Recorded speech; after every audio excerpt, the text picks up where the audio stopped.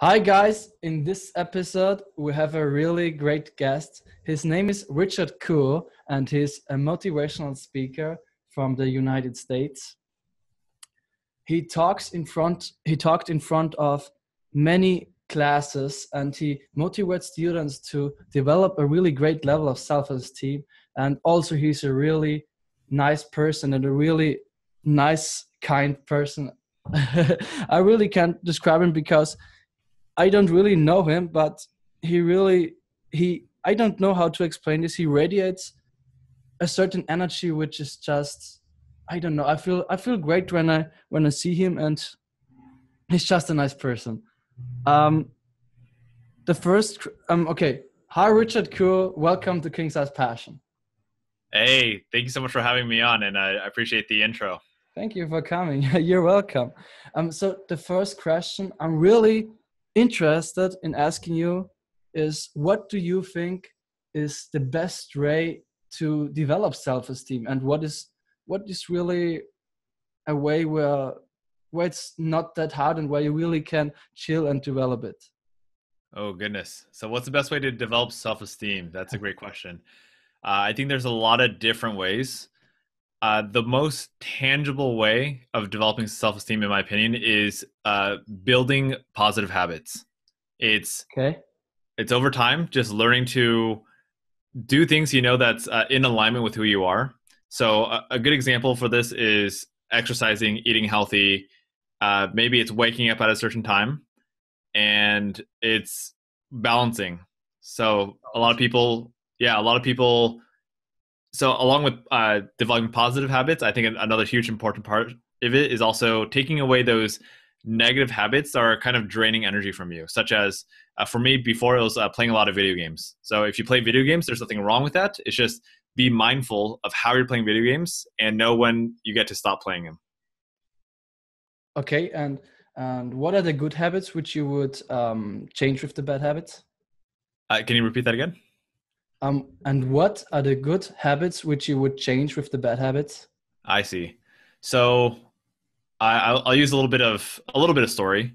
Uh, Okay. Yeah. if I'm talking about video games, because that used to be my bad habit Okay. for a very long time, and what I replaced with it really was just it was my king size fashion. That's what it was. Uh, Yeah. Really, it was taking that habit because I love video games. It's Yeah. fun. It's such a great way to relax. But I realized it just put me in a very negative mood every single time I was playing League of Legends, and I don't know. It's just like people will flame you. They'll start. There's a lot of negativity in it, and they'll start blaming you, all that kind of stuff. And I just noticed it put me in a negative state. So I'm like, okay, that's when I realized I don't want to keep living my life in this negative mode, even though I'm having fun playing video games. So one day I decided to just drop that habit. I'm like, you know what? I'm going to uninstall the game because it's not making me happy. And of course, what replaced that was really just focusing on my own passion. So I know that's not the answer that everyone's going to look for, but for me, when I just focus on, like, what's the contribution I want to make in the world, which is I just want to help people build up their self-esteem, perfectly what we're talking about. That passion and having like almost a higher purpose gave me a good foundation of not needing to play video games anymore. Oh man, that was a really great answer. But it was just as I expected. I love your answer. Thank you for that.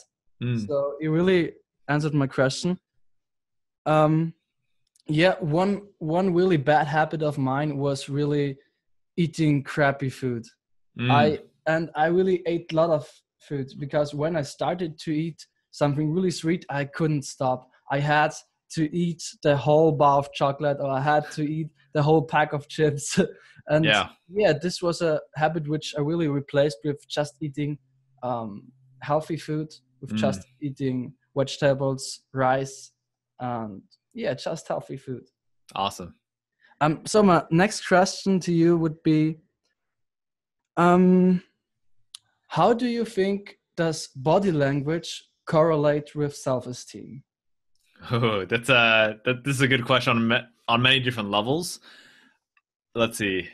I'm going to say I don't know if what I'm going to say is 100% I agree with, but I'm just going to say it anyway to see if I Okay. agree with it. So Okay. I believe body language affects self-esteem, and self-esteem affects body language. Yeah. So if I were to break this down, I think I believe it. So body language will affect your self-esteem. I can't remember the TED speaker. It was Amy something who talks about body language. I don't know if you've seen this one. Yeah, I've seen this one. So it's the one where she does the power pose, and she says, even it doesn't matter what state you're in, if you're feeling negative and you just do this, like immediately you're gonna feel more confident.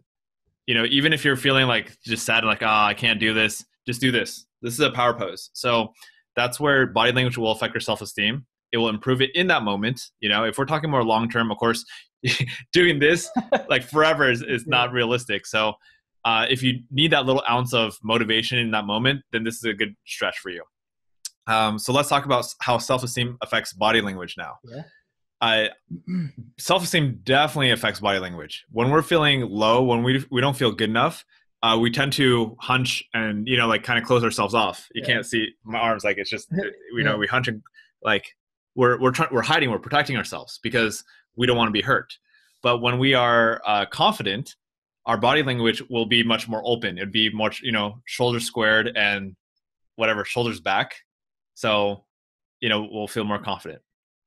So I hope that answers your question. If you got more questions, let me know. Yeah, it's really great answer again.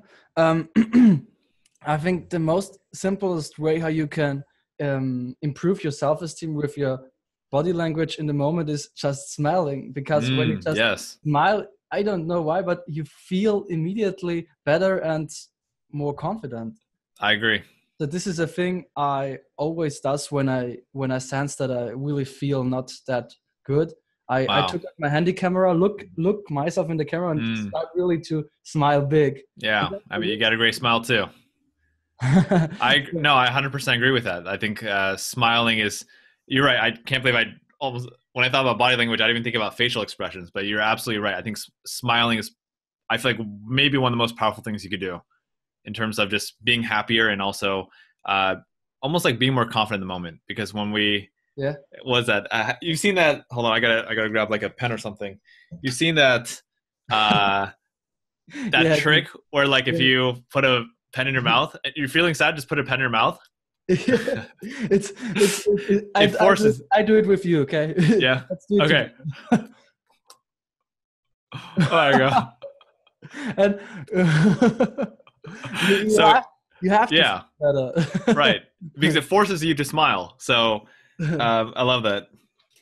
There we go. Exactly. And the thing which you said with closing up with your body, and also when I start staying like this, I immediately feel better. I can't really explain it why it is, but it's just the way it is. You just feel more open and more, more confident. I just want to make a quick point here. So sometimes people who have low self-esteem are afraid to, you know, do a power pose, or like stand openly because they're like, well, that's not really me. And I guess I just want to make it very clear that if anyone's struggling with self-esteem, first of all, we all struggle with self-esteem. You're not the only one. We, myself, we all struggle with self-esteem. Yeah, it's a journey. So I just want to acknowledge that if you don't feel like this is you, like standing up straight and all that stuff, that's okay. Practice it, but also it's almost like just be comfortable with who you are and where you are. If you don't feel comfortable, like don't beat yourself up. Just embrace like, hey, you know what? I don't feel comfortable. That's okay. It's just one little step at a time, and we just build up our confidence in that way. Yeah. I also really forgot to mention that Richard has a TED Talk about exactly this topic, as I remember. Embrace your awkwardness, was it? Yeah. I really loved it. And you really have guts to do that, because most of the people don't really are brave enough to go on the stage and do this, and just say, just embrace yourself and don't judge yourself. And really, even if you may look dumb, but just give a shit. Yeah. So I really loved that talk. Thank you. And the next question I want to ask you is, because you changed as you were 23 years old, you wanted to quit your job to pursue this career of a motivational speaker and Right. talking in front of thousands of students in schools. So I really appreciate that. And I want to ask you, how was the time as you made that big change? How were you feeling? What happened to you? Yeah, great You question. understand this? I don't know how Yeah, to formulate this question, but I hope you sure. can. Yeah, I think I get the question. Okay. If I'm a little off track, like you could redirect me, ask more questions, Okay. but I think I get it. So when I quit my job, so here, this is the real story. The real story is that I actually got let go from my last job. Sometimes I say I quit my job because it was a conscious decision to, like, I was already going to quit my job anyway, but it was a Yeah. conscious decision that in that moment, I'm like, you know what? I'm not doing the 9 to 5 anymore. Like, I don't want to do a job that is Uh-huh. sucking my soul away, where sure, maybe I'm making money, but what is the point of life when, when you're making a ton of money, but you don't have time and people to spend it with, because all the Mhm. time you're just working. Yeah. So that's why I made the decision. I'm like, life is way too short to just be doing something I'm not passionate about. Let's see. Let's go with the follow-up question from you. What other questions you got? And I'll dig Um, deeper into it. yeah. So, what were the struggles when you made that big change? Mm, Because I really can think of that. Your parents weren't really happy with that, and maybe your friends mm, said you are really doing you're making a mistake. So mm. I think. Awesome. um, Yeah. So, what struggles came up with this? yeah, that's a great question. So struggles that came up with it. So when I quit, I was surprised. I think because I was telling my parents while I was working there that I didn't enjoy doing this, and they're like, okay, we understand. Before they didn't, before they were super resistant. Yeah. So when I quit that whole 9 to 5, of course, especially my mom, she's like the main parent for me, Oh, yeah. Okay. the one that I historically try to please and stuff like that. So she's like, okay, cool. So what do you want to do? And I'm like, well, I want to uh, try this whole life coaching slash motivational speaker thing. And she's like, okay, cool. How are you going to make money? So her thing was, as long as you have a job that's making you money, then you could do it. And then for me, I'm like, that job, for this is my own life, that job would suck so much energy away from me that I wouldn't feel like working. So Yeah. that's just me. Some people, they could work a job and they could hustle on the side. I had a very hard time doing that. So for me, I said, hey, look, in a way, this is my life, and on top of that, I have savings. I had at least 4 years worth of savings that would, like, I knew that I would be okay. So I made the decision to just not take on any jobs and things like that I didn't Yeah. want to do, and just focus on the speaking. From friends, I don't know how to say this. Like, in terms of friends and their opinions, I honestly don't remember too much of what they thought. I think a lot of the focus was on surrounding myself. When I quit my job, I just surrounded myself with people who were life coaches, who were speakers, because that's where my vision was. So Yeah. the more I That's surrounded really nice. myself with them, they supported me. They're like, "Oh, sweet, awesome, man! Like, great job! Like, let me see how I could help you." So So that's you created an uplifting environment for right. yourself. Okay, Yes. that's really genius. That's nice. Mm. and and I have a really, what is your aim with this, what would you describe, why did you make that change? Mm. What was the motivation for yourself so you can even stay through hard times? Yeah. So I feel like it's a two-part motivation. There's kind of I want to say there's the push factor, the one that's pushing me towards my goal, and there's the pull factor, the one that's Yeah. pulling me towards it. So the push factor was I didn't want to work another job just for money, like that I wasn't passionate about. Yeah. Here's a little quick side story. Uh, I talked about on my live yesterday. So I received a job offer. It was literally 30 minutes of work, and let's see, plus like 2 hours of commute time. So we'll call it 2.5 hours plus the amount of time to prepare for it. And this gig offered me $100 to $150. I'm going to say $150. And I decided to decline it. So I'm guessing you might have an international audience. So 150 US dollars in the United States that'll easily get you 15 meals, like nice meals. Yeah. Yeah. Easily. It could probably get you 30 meals. So it's a good amount of money. But for me, I just made a decision, like, not that I wasn't passionate about this gig. I'm just really focused on, I want to focus on making a difference in students' lives and focus on that. This was a wedding MC gig, which I'm just like, you know what? I enjoy doing that, but it's just like, how do I say this? I don't want to work for money. I want to do things because I'm passionate about it. Yeah. So that was a push factor, pull, something like that, push factor. And I already talked a little bit about the pull factor. The pull factor for me of why I'm doing this, why when times get tough and I'm like, oh man, am I good enough for this? Am I able to become a speaker? What keeps pulling me through is, it's like, Richard, like, I have this belief, I've created this belief that I'm on this earth for a reason. And that reason is to serve. It's to help other people who are struggling with their self-esteem continue to move forward. So knowing that if I give up, to me, it's like this, it's a reminder like, yo, Richard, how the heck are other people supposed to figure out their whole self-esteem challenges if you're giving up too, So it's like, you got to keep going. So Love that.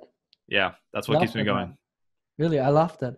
And what is the main tip you give the students you're talking to about self-esteem? How to improve self-esteem? Yeah, what are you saying to them? Oh goodness, I'm saying a few different things. So first of all, it starts with awareness. Okay. Yeah, it's important to be aware that you're beating yourself up or you're putting yourself down, like saying those things like, I'm not good enough, I can't do it, I'm not smart enough, I don't feel like I fit in here, I feel ugly, all those limiting beliefs. So number one is awareness of those thoughts that you have. Number two is self-acceptance. Like I know that's really almost like a cliche, cheesy thing, like, oh, accept yourself. But like, as cheesy as it is, as cliche as it is, like, I think that's so true. I think it's one thing to hear it, and it's another thing to actually do it. And until we actually accept who we are, until we actually embrace it, hey, you know what? I'm a little chubby, but I'm okay with that. It doesn't make me any less of a person. Once we genuinely accept ourselves, we start to become happier. And it's like this, we will naturally become better people when we stop beating ourselves up, because our energy shifts from the negative side of us to the positive things. Yeah. Yeah. And it really doesn't even make sense when you beat yourself up, because it doesn't change anything about your situation right now. So why should you beat yourself up? You just can accept it and go further and change it. Yeah. Well, do you want me to talk a little bit about why I think we beat ourselves up? So you tell the students that they first have to become aware of what they think. Yeah. Then to accept them and really don't judge themselves. Right. And those are the 2 points you tell them. And point number 3 is it's like more the action piece, taking action to. So if you want to improve your self-esteem, you have to have some sort of plan, which is, that's where the choosing to break these old beliefs and challenge yourself to create new habits. That's where the habits come in. Exactly. Okay. Really, that's really great. I like that. Thank you. So, at how many schools have you talked till yet? Let's see. Schools. I do. Or are there other places where you talk? Where are you talking at universities or something? Right now I've been focusing a lot in the middle school, high school market. Yeah. Nice. University is definitely a huge market that I can tap into. I'm trying to focus one area first, and then once I like own this market, like in terms of like, I know how they think, I know how like all the little nuances when I present, then I'll start to expand. But I think 2018 or next year I might look into that. Yeah. Okay. Really, really nice. I like that you focus on this group because I think it's maybe a bit more important to focus on the people who are not as old, who are more Mm, a bit younger. mm, And I really appreciate your work and thank you for your great answers. yeah.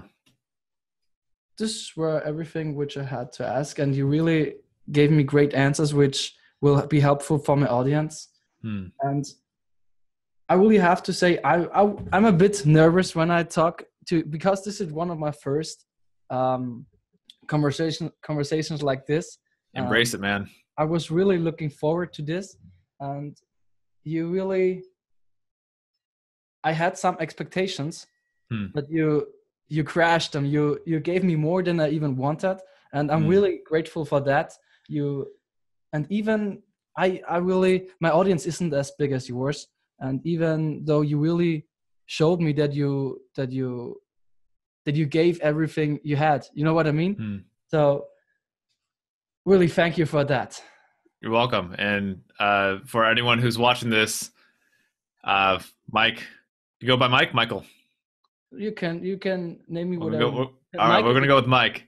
All okay. right. So if you get, there's a reason why I connected with you because you have such a great energy, and I don't do, not to sound elitist or anything, but I don't say yes to everyone. Like it has to be a good fit, and I do as much as I can, but also I value my time, all that stuff. I'm not trying Yeah. to sound elitist, but it's like my point is, you have such a great heart, and I know that your channel it's going to grow because you have that heart. So thank you for having me on, and thank you Thank you, man.